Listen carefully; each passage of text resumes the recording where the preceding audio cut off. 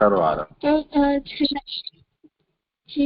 છેલ્લા વિષયમાં પુષ્ટિ ભક્તિ અધિકાર વિવેક ચાલુ કર્યું હતું. તો એમાં એવું સમજાયું છે પહેલા કે જે જીવ ઉપર પ્રભુને પુષ્ટિ ભક્તિ માર્ગીય ફળ જેમને આપવું હોય તેનામાં પુષ્ટિ ભક્તિ માર્ગ સંબંધી રુચિ ઉત્પન્ન કરે છે. તો અને આવી રુચિ વાળો જે જીવ છે એને પુષ્ટિ ભક્તિ માર્ગમાં પ્રવેશવા માટે એવી યોગ્યતા હોવી જરૂરી છે, આવી રુચિ હોવી જરૂરી છે. અને જ્યારે આવી અને આ રુચિ એને સ્થાયી હોવી સૌથી પહેલા જરૂરી છે. તો આ સ્થાયી રુચિ કેવી છે એમાં એમ કહ્યું છે કે પુષ્ટિ માર્ગના સિદ્ધાંતો પ્રમાણે સર્વ સમર્પણ પૂર્વક પ્રભુ સેવા સ્મરણમય જીવન વિતાવવાની એની સ્થાયી રુચિ જો કોઈ વ્યક્તિમાં જાગૃત થતી હોય તો તેના ઉપર પ્રભુની કૃપા છે તેમ આપણે સમજી શકીએ છીએ. કેમ કે પ્રભુની કૃપા વગર તે જીવ ઉપર આવી રુચિ એને થતી આવી રુચિ ઉત્પન્ન જ નથી થતી. અને અહીંયા આવી સ્થાયી રુચિ શું છે એવું આમ કહ્યું. અને આગળ સ્થાયી રુચિ જે સાચી રુચિ છે એમ કહે છે. તો આપણે ત્યારે આમાં 2 પ્રકારની રુચિ જોઈ હતી.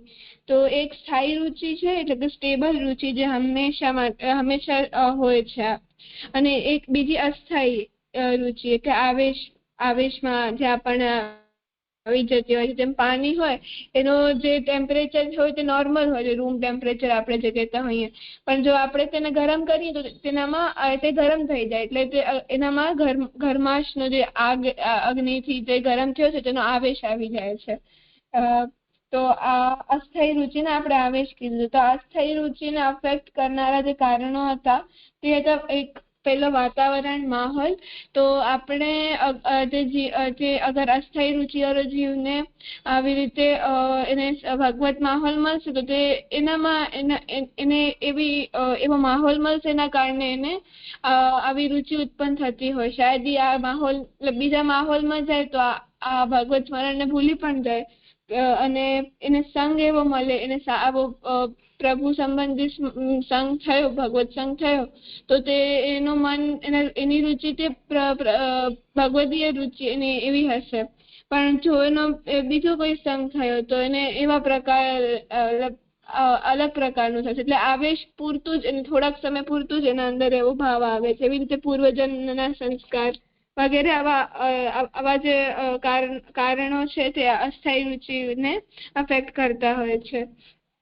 એના પછી રુચિ થવાના પ્રકાર એવું જોયું હતું. તો એનામાં એમ જોયું હતું કે દૈવી જીવોમાંથી જે જીવોને પુષ્ટિ ભક્તિનો અધિકાર આપવાની ઈચ્છા પ્રભુએ કરી છે તો એમને પ્રભુ જ્યારે એમનું વરણ કરે છે ને પ્રભુ જ્યારે એમનું વરણ કરે છે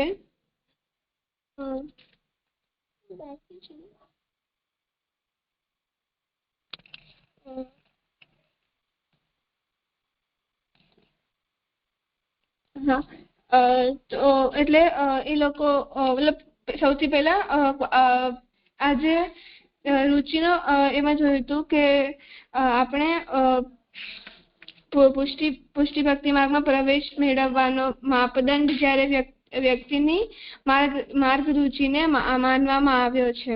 એટલે એમાં એવું જોયું હતું કે ક્વોલિફિકેશનનો ક્રાઇટેરિયા તેને માર્ગ રુચિ કહેવાય છે. એટલે અહીંયા એમાં એક્ઝામ્પલથી સમજ્યા હતા કે આપણો ઇન્ટરેસ્ટ અગર કોઈ વસ્તુમાં હોય એટલે બીજાને જોતા આપણે એમાં હા પાડી દેતા હોઈએ. ક્યારેક આપણને ભલે એ ન આવડતું હોય પણ તોય આપણે એમ બીજા કરતા હોય તો એમાં સાથે આપણે હા પાડી દેતા હોઈએ. પણ આપણા માતા પિતાને ખબર હોય કે આનો કઈ વસ્તુમાં વધારે રુચિ છે, કેમાં ઇન્ટરેસ્ટ છે. તેમ એના સ્કૂલના રિઝલ્ટ પ્રમાણે જોયું હતું કે આપણો જે ઇન્ટરેસ્ટ છે તે આપણે સાયન્સ ને એનામાં ઇન્ટરેસ્ટ હોય પણ આપણે આમ બીજા કોઈ એનામાં જતા હોઈએ એમ બીજા બધાને જોતા ત્યાં તો કોઈને ખાલી આર્ટ્સમાં ઇન્ટરેસ્ટ હોય એમ ડ્રોઈંગ વગેરે મને તે બીજાના ફ્રેન્ડ્સ બીજામાં જતા હોય એને જોઈને એમાં હાલ્યો જાય તો એને નુકસાનકારક થાય છે. કેમ કે એના આવેશ સુધી બીજા જાય છે એટલે હું પણ જઈશ એવું મનમાં આવે છે. તો એનો જે ફાઇનલ રિઝલ્ટ તો રિપોર્ટ કાર્ડમાં આપણે એને જોઈ લેતા હોઈએ છીએ. તો આ અસ્થાયી રુચિના કારણે એના માટે એવું થાય છે. અને પછી એમાં એમ સમજાતા આગળ કે આ જે અહીંયા જે વાત હમણાં સુધી કહી સ્થાયી રુચિ સાચી રુચિ, ત્યાંમાં કે એમાં સૌથી પહેલા આ વાત ગુરુવર્ગ માટે કહી છે કે પરંપરા એટલે કે જે કુલ પરિવારમાં જે આચાર વિચાર સંપ્રદાયના પાળવામાં આવતા હોય છે તેને પરંપરા કહેવાય છે. બધા આ પરંપરાગત સેવા કરે છે. હવે અહીંયા જેને પુષ્ટિ પ્રવાહ મર્યાદા ભેદમાં મહાપ્રભુજીએ કાપટ્ય અને સહજ ભાવથી સમજાવ્યા હતા કે કોઈ લોકો આમ પુષ્ટિ ભક્ત હોય પણ જે સંસારમાં ભલે ને પુષ્ટિ જીવ છે પણ કાપટ્યથી રહેતા હોય છે, પણ એનો લૌકિક વ્યવહાર કરતા હોય છે, પણ જે અલૌકિક પ્રભુનો વ્યવહાર કરે તે સહજ ભાવ હોય છે એમનો. તો અહીં અને પછી એમ સમજાતા કે મહાપ્રભુજીના જે શિષ્યો છે તે એવી જ કુલ પરંપરા જે મહાપ્રભુજીએ આજ્ઞા કરી છે એવું જ કરે છે. એમના જે એમનો પરિવાર હશે પણ એવી રીતે જ એનું અનુસરણ કરશે. પણ અહીંયા આગળ એમ સમજાવે છે, આગળ આપણે એમ સમજાવ્યું હતું કે અહીંયા એવી કોઈ વ્યક્તિ હોય જે એવો કોઈ વ્યક્તિ કે જો કોઈ બહાર નો હોય, કોઈ બીજા સંપ્રદાય નો હોય, તો એ નવીન વ્યક્તિ જ્યારે અલગ પરંપરાથી આ માર્ગમાં આવે ત્યારે ગુરુને ત્યારે ગુરુ અને શિષ્ય માટે શું એમને શું જોવું જોઈએ રુચિ, સ્થાયી રુચિ અને અસ્થાયી રુચિમાં. તો એ વાત સમજી હતી કે જે દીક્ષા લેનાર એટલે કે જે નવીન વ્યક્તિ જે શિષ્ય છે તેને એ વાત જોવી જોઈએ કે પરંપરા અંતર્ગત સંપ્રદાયમાં અનુકૂળ રહી તેનો સ્વીકાર તેને કરવું જોઈએ તે વ્યક્તિને. અને અગર તે વસ્તુનો તે સ્વીકાર ન કરી શકતો હોય, તે પરંપરાને તે ન નિભાવી શકતો હોય તો તેને દીક્ષા ન લેવી જોઈએ, કે એનાથી એને કોઈ ફાયદો નહીં થાય. અને દીક્ષા આપનાર જે ગુરુ છે તેમને એ ધ્યાન રાખવી જોઈએ કે જે વ્યક્તિ દીક્ષા લેવા આવ્યો છે તે દીક્ષાનો અધિકારી છે કે નહીં, તેને માર્ગમાં રુચિ છે કે નહીં. એટલે માર્ગનો અહિત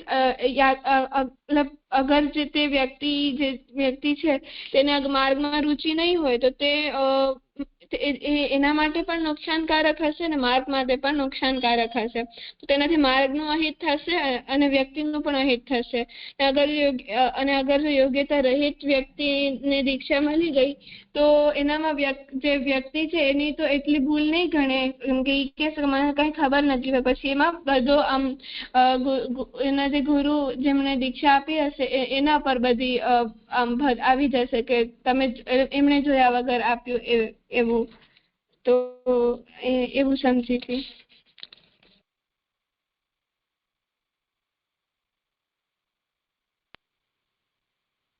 પણ સાનવી, તમને કંઈ કહેવું છે? મને એવી જ સમજણ પડી હતી કે તમે જેમ ભક્તિ કીધું કે અસ્થાયી રુચિના આવેશ કહેવાય છે. તો આવેશ કેમ થાય છે? તો સંઘ, સમાજ અને અત્યારના સમયમાં સોશિયલ મીડિયા, અધ્યયન, એડવર્ટાઇઝમેન્ટથી આપનું જે રુચિ જે છે એ રુચિ અફેક્ટ થાય છે આપને.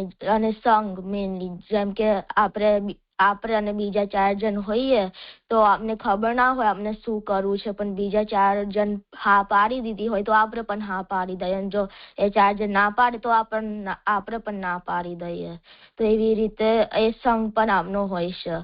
અને પછી સમાજ, સોશિયલ મીડિયા, એડવર્ટાઇઝમેન્ટ પણ અફેક્ટ કરે છે. મેનલી અધ્યયન એટલે જે આપણે ભણવા જઈએ છીએ સ્કૂલમાં તો જે ટેક્સ્ટ બુક વગેરે જે હોય એ આપણા માટે ઓથોરિટી છે. એટલે જે એમાં કીધેલું હોય એ આપણે માનવા માંડીએ. એટલે જે સ્કૂલની જે માન્યતા જે છે એ પણ આપની માન્યતા પછી બની જશે. અને પ્રારબ્ધ કર્મ પણ નો બહુ પ્રભાવ હોય છે અરુચિ પર, ઇવન ધો એ અદ્રશ્ય છે તો પણ. મને એવી સમજણ પડી હતી છે. હા, સરસ. ઠીક છે, કરો ભલે આગળ. જી. રુચિ થવાનો પ્રકાર. દૈવી જીવોમાંથી જે જીવોને પુષ્ટિ ભક્તિનો અધિકાર આપવાની ઈચ્છા પ્રભુ કરે છે તેમના જીવનમાં પ્રભુ એવા નિમિત્તો ઊભા કરી દેતા હોય છે કે જેના કારણે તેઓની પ્રાથમિક રુચિ ભગવાન માર્ગમાં ઉત્પન્ન થઈ જતી હોય છે. વ્યક્તિની અંદર રુચિનું જાગવું એ પ્રમુખ બાબત હોય છે. રુચિના જાગરણનું નિમિત્ત કંઈ પણ હોઈ શકે છે. પરિવારમાં અશાંતિ, વેપારમાં નુકસાની, રોગ, વાર્ધક્ય, અંધાનુકરણ, સંગ, ઉપદેશ શ્રવણ, ચમત્કારિક અનુભવ, તીર્થયાત્રા જેવા અનેક નિમિત્તોથી લોકોની અંદર ભગવાન માર્ગમાં રુચિ ઉત્પન્ન થઈ હોવાના દૃષ્ટાંતો જોવા મળતા હોય છે. રુચિ ઉત્પન્ન થયા બાદ સત્સંગ દ્વારા ભક્તો પાસેથી પ્રભુના સ્વરૂપ, નામ, લીલા, ગુણોને, શ્રી આચાર્ય ચરણ તથા પુષ્ટિ ભક્તોના ચરિત્રો તથા સ્વરૂપને તેમજ પુષ્ટિ ભક્તિ માર્ગના સિદ્ધાંતોને સાંભળવાનો તેમજ અનુભવવાનો લાભ રુચિવાન વ્યક્તિને મળતો હોય છે. આના પરિણામે ભગવત કૃપા પાત્ર જીવોની રુચિ પુષ્ટિ ભક્તિ માર્ગમાં દ્રઢતર થઈ જતી હોય છે. કેટલાક વિશેષ કૃપાપાત્ર જીવોમાં તો પ્રભુ જાતે જ કોઈ પણ નિમિત્ત વિના અંતઃપ્રેરણાથી ભક્તિ માર્ગમાં રુચિ જગાવી દેતા હોય છે. આવા કોઈ પણ પ્રકારે ઉત્પન્ન થયેલી રુચિવાળા જીવોનો અધિકાર પુષ્ટિ ભક્તિ માર્ગમાં સિદ્ધ થાય છે. આમાં મને એમ સમજાયું કે અહીંયા જે જીવોને પ્રભુ, જે દૈવી જીવોમાંથી પ્રભુએ જે જીવોનું વર્ણન એમ કર્યું છે, ઈચ્છા કરી છે કે આવા પુષ્ટિ ભક્તોમાં એમને રુચિ જગાવી છે પુષ્ટિફળ આપવા માટે. તો તે જીવોમાં પ્રભુ રુચિ કેવી રીતે એમનામાં ઉત્પન્ન કરાવશે, જગાવશે?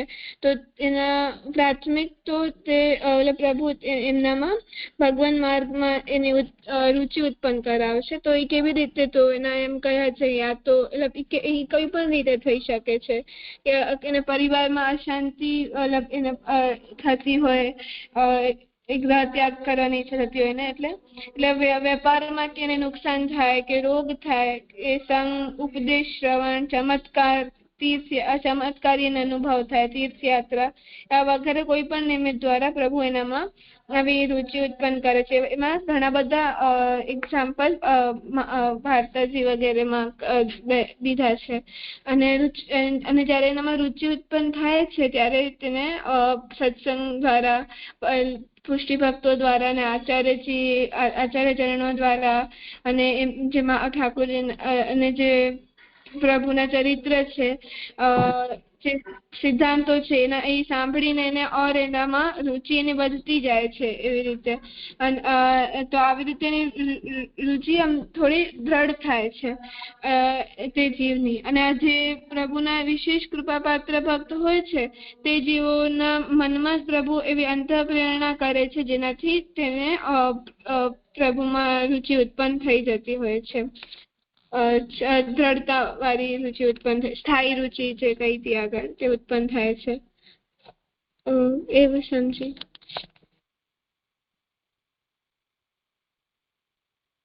અર્પણ સાનવી કેવું છે કઈ?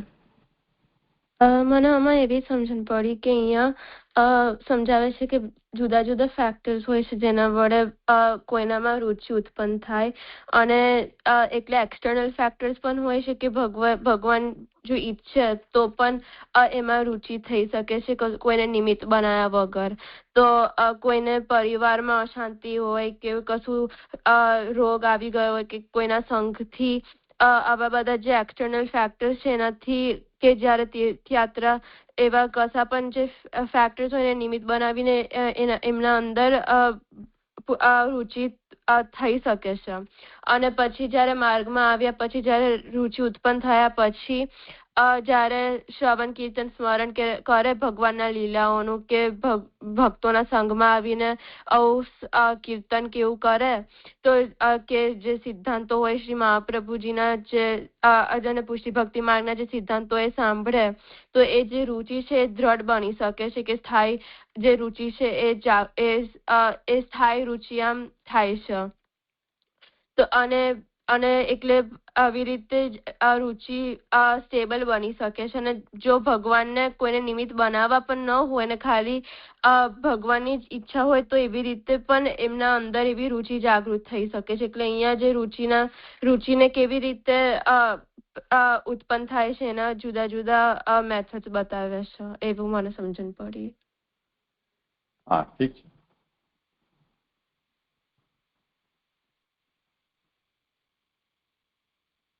કર ભલે આગળ.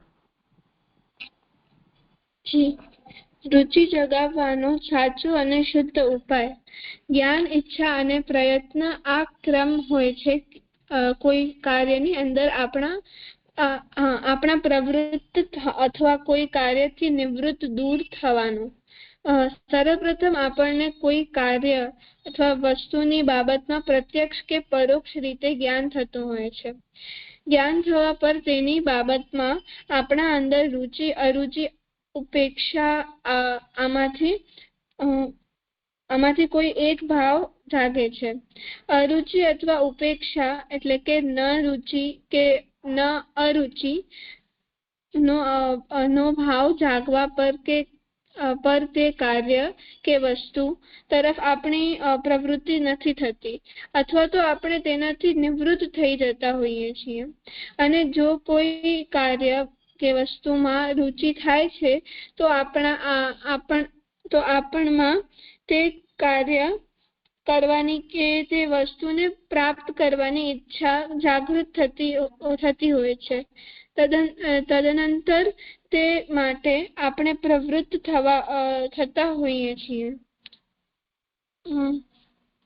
આમાં મને એમ સમજાયું કે રુચિ જાગવા એમ સમજાય છે કે રુચિ છે જે આપણી ઇન્ટરેસ્ટ આપણે જગાવવાનો એક સાચો અને શુદ્ધ ઉપાય બતાવ્યો છે.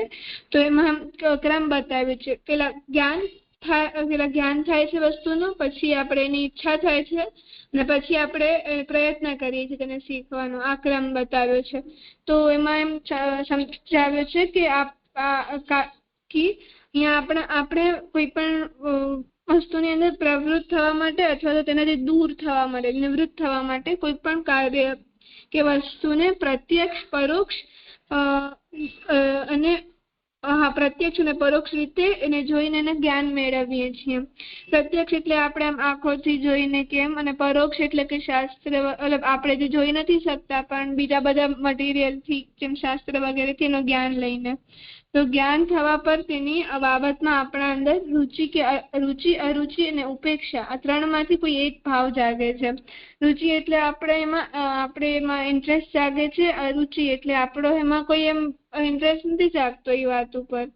ને ઉપેક્ષા એટલે કે ન રુચિ થાય એ વાતમાં કે ન અરુચિ થાય એવો જે ભાવ છે, એવો ભાવ જયારે ઉત્પન્ન થાય તેને ઉપેક્ષા કહેવાય. તો જયારે અરુચિ કે ઉપેક્ષા આવું આપણા મનમાં આવે છે ત્યારે આપણે વસ્તુ જયારે નિવૃત્ત થવું હોય તે વસ્તુમાં આપણને મન ન લગાડવું હોય ત્યારે આપણે અરુચિ કે ઉપેક્ષા જેવા ભાવ આવે. અને જયારે આપણે પ્રવૃત્ત થવું હોય વસ્તુમાં આપણે તો એનામાં ત્યારે આપણા અંદર આવો રુચિ, આપણા અંદર ઇન્ટરેસ્ટ જાગે તો તદનંતર તે માટે આપણે પ્રવૃત્ત થતા હોઈએ છીએ. એવું મને આમાં સમજાયું.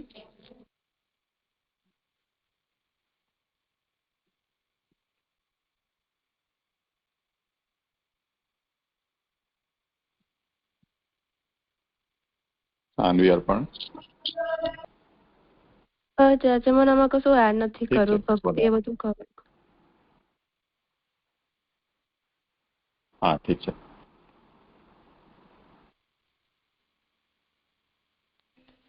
મને આમાં ઉપેક્ષા થોડું ના સમજાયું. ઉપેક્ષા ને પછી ઉપેક્ષા અને અરુચિમાં પછી ફરક શું લઈ જાય એટલે સમજાયું નહીં. અરુચિનો મતલબ જેને જોઈને આપણે આપણું મોઢું મચકોડતા હોઈએ એ અરુચિ છે. છી કેવું ગંદુ છે, અરે નહીં નથી જોઈતું, આવા રિએક્શન જે છે અરુચિને પ્રકટ કરે છે. ઉપેક્ષા એટલે કઈ નહીં, જોયું, નજર નાખીને ચાલતા બની ગયા તો ઉપેક્ષા કરી દીધી.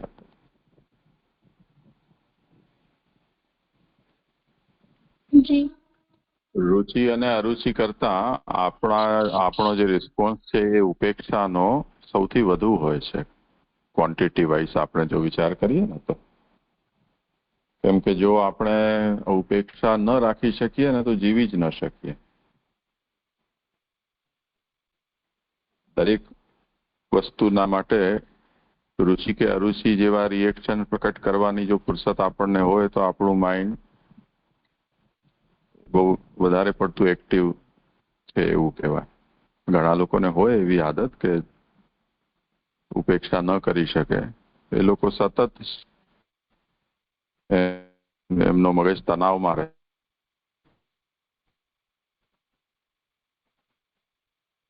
પોતાની રીતે જ ચાલી રહી છે. એ દરેક ઘટના ઉપર કે પ્રસંગ ઉપર કે વ્યક્તિ ઉપર કે વસ્તુ ઉપર આપણે રિએક્શન આપવું એ કંઈ જરૂરી નથી. પણ જે લોકો રિએક્શન આપ્યા વગર ન રહી શકે તો એ લોકો ઓવર થિંકિંગ કરે છે એમ લાગે. એ એમના માટે જ સમસ્યાનું મૂળ બને. એટલે ઉપેક્ષા એ આપણા માટે બહુ સારી વસ્તુ છે. અહીંયા ખેર એનો બીજો પ્રસંગ છે.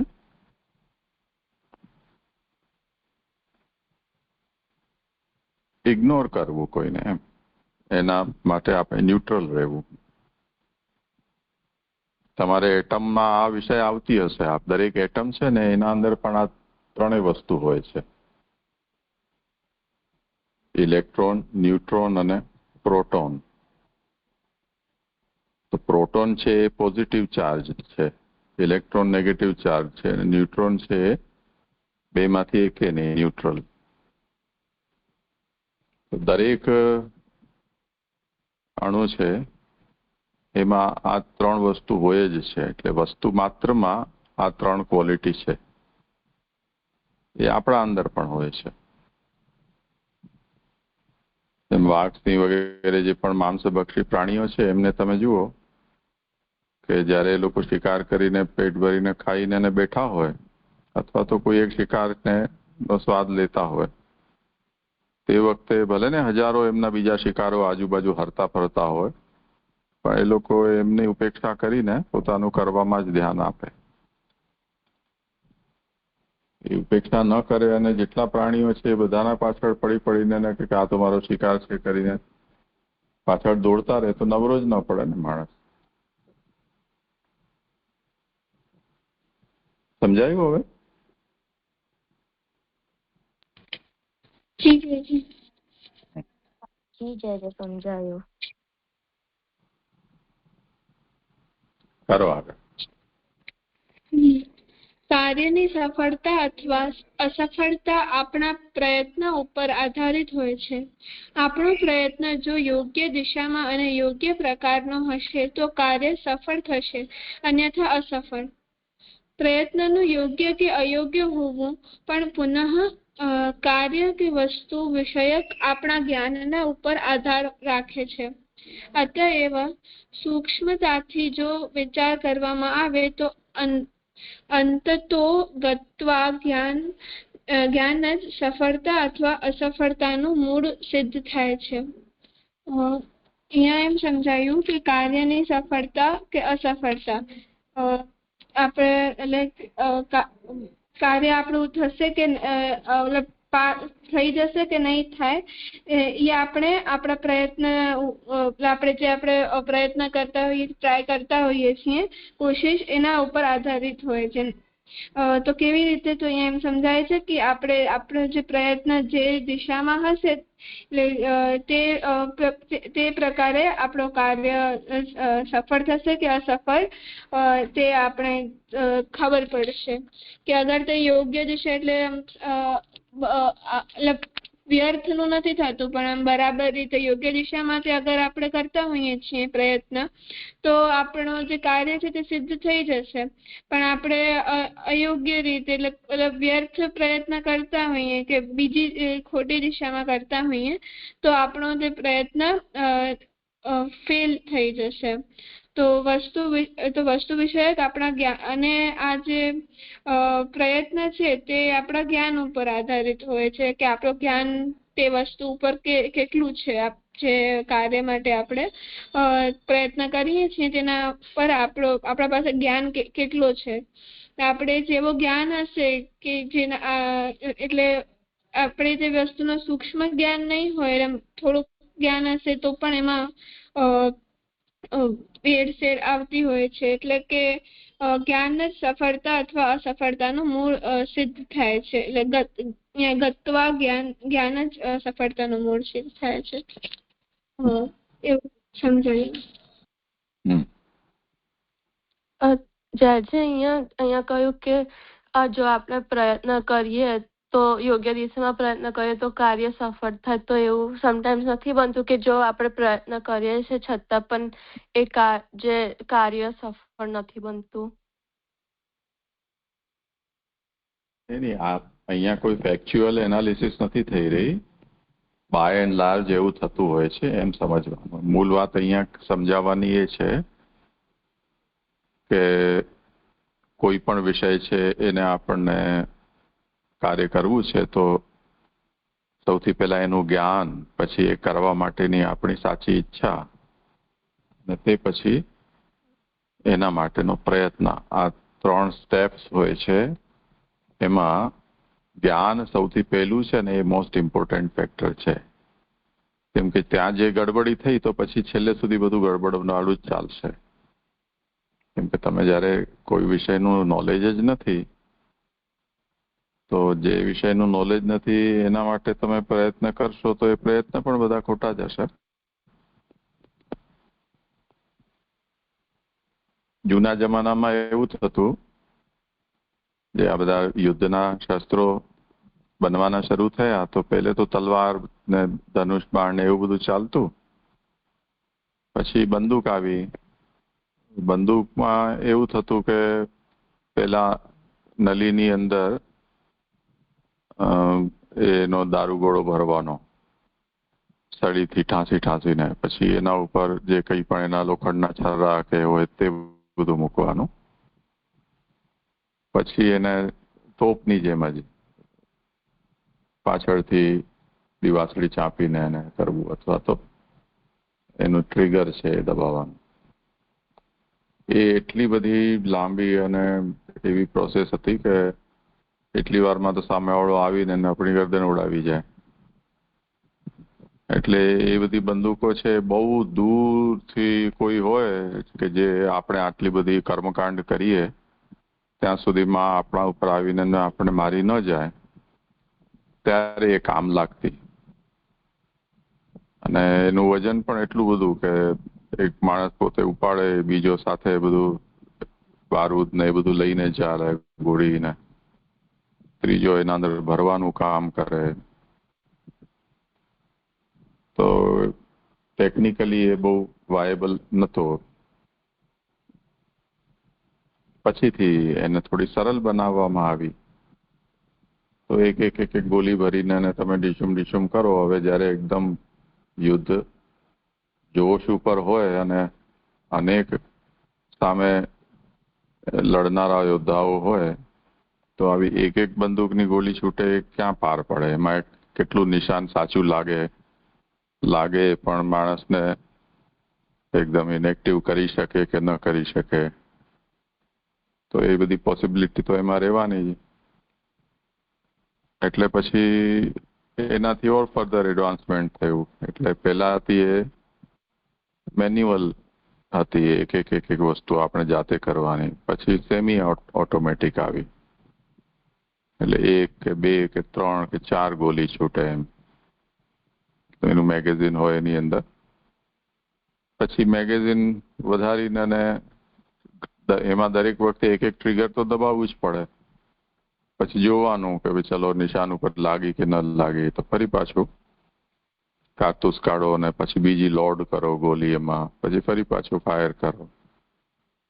તો મેન્યુઅલ મોડ હતો. એ પણ બહુ ટાઈમ ટેકિંગ હતી. પછી સેમી ઓટોમેટિક આવી ગન કે જેમાં ટ્રિગર જ ખાલી દબાવવાનું, બીજું બધું કંઈ કરવાનું નહીં.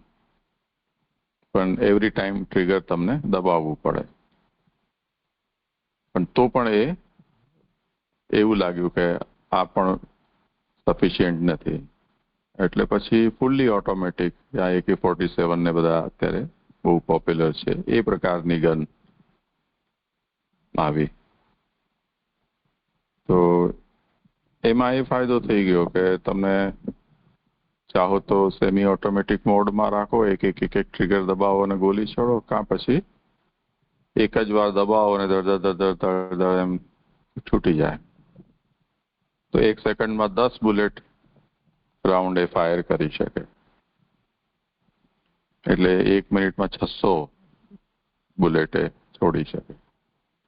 તો હવે એટલું જો તમારી પાસે આવે તો પછી તમને નિશાનો લગાડવાની જરૂરત જ નથી. બસ ખાલી ટ્રિગર દબાવો અને હાથ ફેરવતા રહો, આપોઆપ 600 માંથી કોઈ એકાદ ગોલી તો સામેવાળાને લાગવાની જ ને.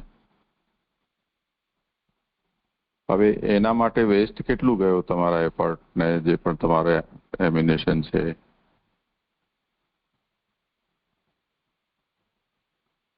તો એવું ન થાય એના માટે પછી સ્નાઇપર ગન્સ બધી ડેવલપ થઈ ગઈ, જે તમે 1 કિલોમીટર દૂરથી પણ નિશાનો એક્યુરેટ લગાવીને તમે દુશ્મનને મારી શકો. તો હવે તમે એક વખત તમારો નિશાનો વિષય કેવો છે, તમારું પોઝિશન કઈ જાતની છે, એનું ડિસ્ટન્સ કેવું છે, આ બધી વસ્તુ તો તમને સમજવી તો પડે ને. તમારી ઈચ્છા કંઈ પણ થઈ ગઈ હોય પણ તમને વસ્તુનું જ્ઞાન જ ન હોય તો તમે કેવી રીતે એમાં આગળ વધી શકો. તો મૂળ વાત એ છે કે તમારા પ્રયત્નની સફળતા કે અસફળતા છે એમાં પ્રયત્ન પહેલા તમારી ખરેખરી ઈચ્છા એ અને એના પહેલા એ વિષયનું પૂરેપૂરું જ્ઞાન એ બહુ જરૂરી છે. એટલે બધા જ્ઞાનની જરૂર નથી, જે કામ કરવું છે એનું જ્ઞાન તો તમને હોવું જોઈએ ને. તો એ વાત અહીંયા છે કે પ્રયત્ન ઉપર આપણો સફળતા નિર્ભર કરે છે, પણ પ્રયત્ન છે એ જ્ઞાન ઉપર આધારિત છે. તો જ્ઞાન સૌથી પહેલા હોવું જોઈએ. ઠીક છે ને? હા જી, હવે સમજાયો.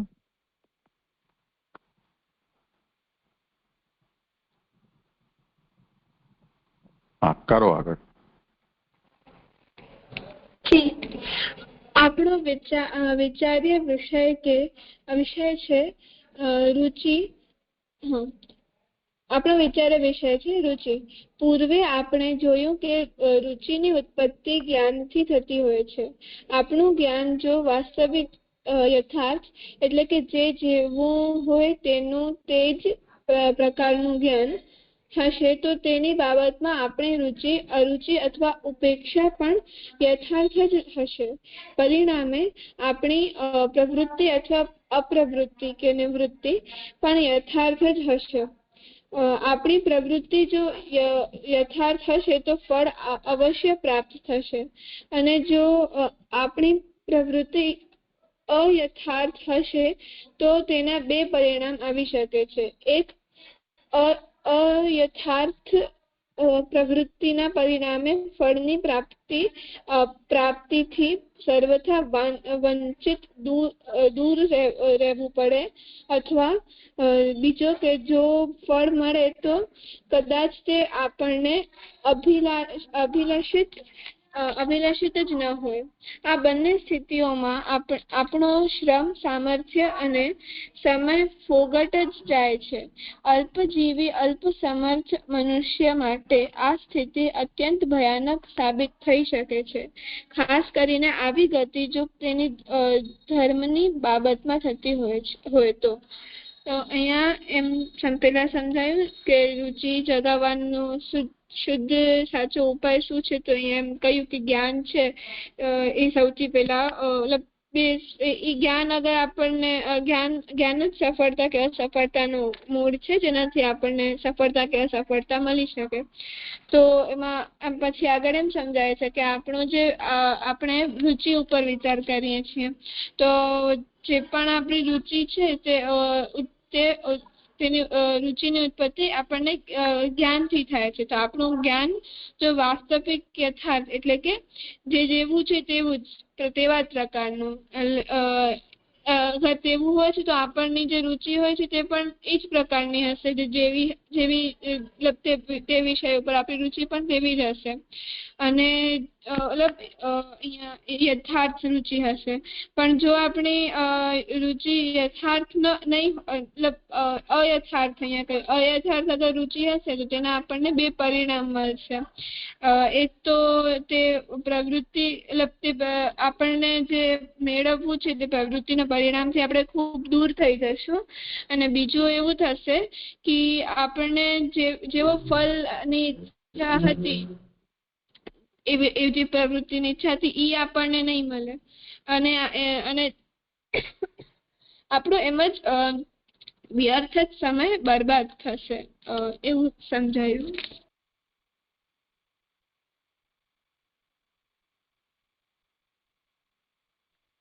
મને આમાં એવી સમજણ પડી કે જેવી રીતે આગળ સમજ્યા કે પહેલા અજ્ઞાનથી જ કર્મ કરતા પહેલા તો આપણું જ્ઞાન બરાબર હોવું જોઈએ. એટલે જો આપણે સાચું જે વાસ્તવિક જ્ઞાન હશે તો આપણે એના ઉપરથી આપણે નિર્ણય લઈ શકીશું કે આપણી રુચિ આમાં છે કે અરુચિ છે, કે જો આપણે ઉપેક્ષા છે. એટલે પહેલા રુચિને એનાલાઇઝ કરવા માટે એટલે રુચિ માટે તો આપણે જ્ઞાન હોવું જોઈએ.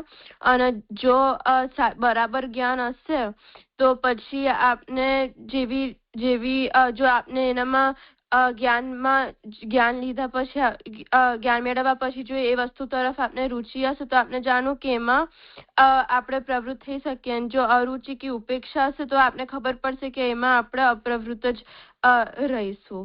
એટલે એવી રીતે એ પાર્ટ મને એવી રીતે સમજાયું જાય છે.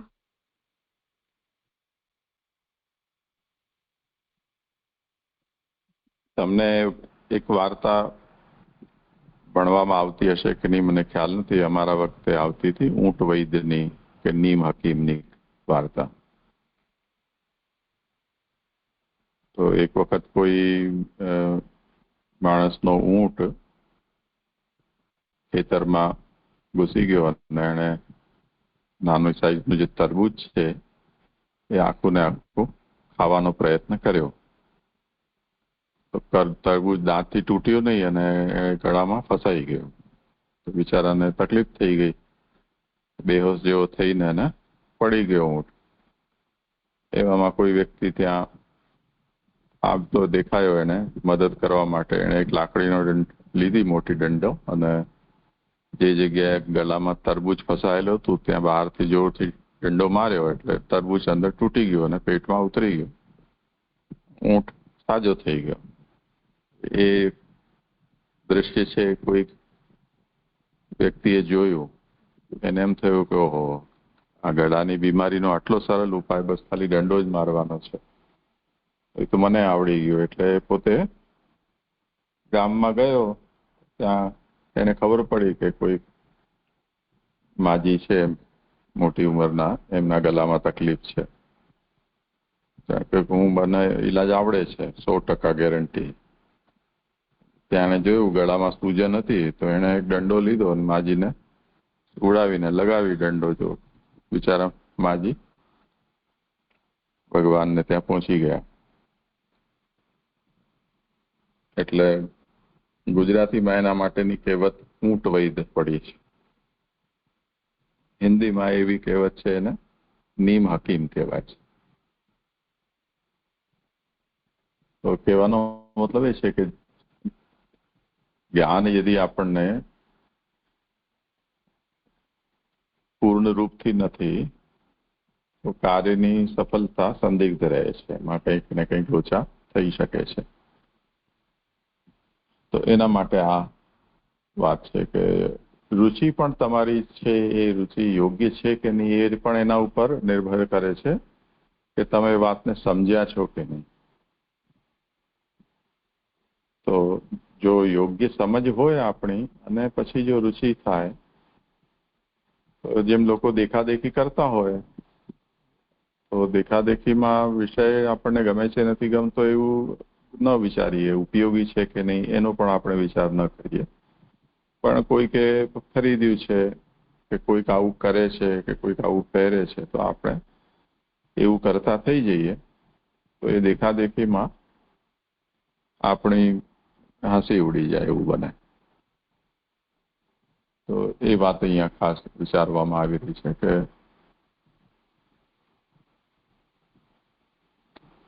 એમાં કેટલીક સમસ્યાઓ છે. આવી ને ખ્યાલમાં? હા જી આજા.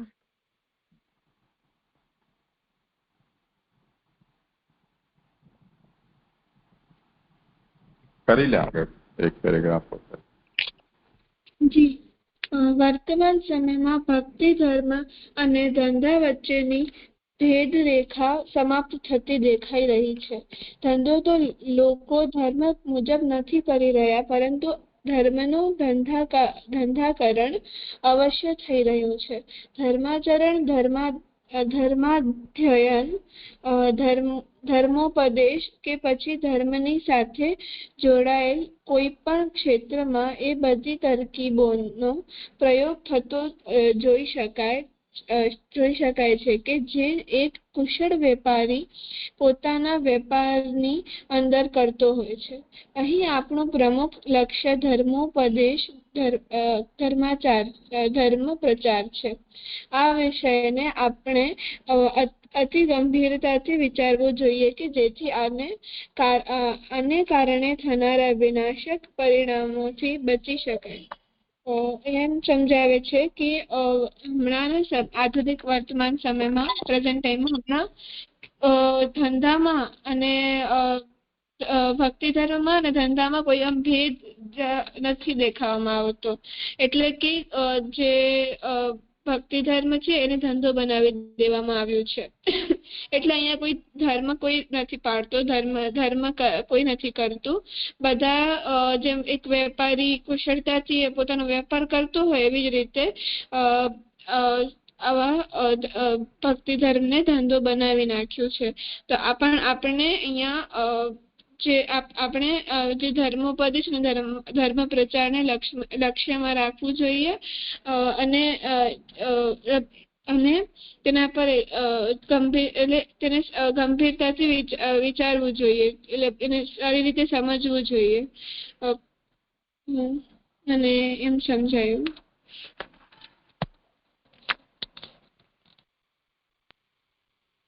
હા, ઠીક છે.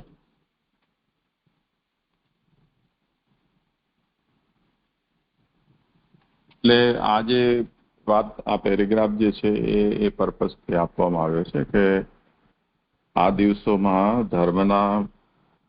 ધર્મમાં જે લોકોની રુચિ દેખાય છે એ રુચિ એડવર્ટાઇઝ કેવું પ્રેઝન્ટેશન એનું થઈ રહ્યું છે એને કારણે થઈ રહી છે. એટલે આર્ટિફિશિયલ રુચિ અત્યારે બહુ દેખાય છે.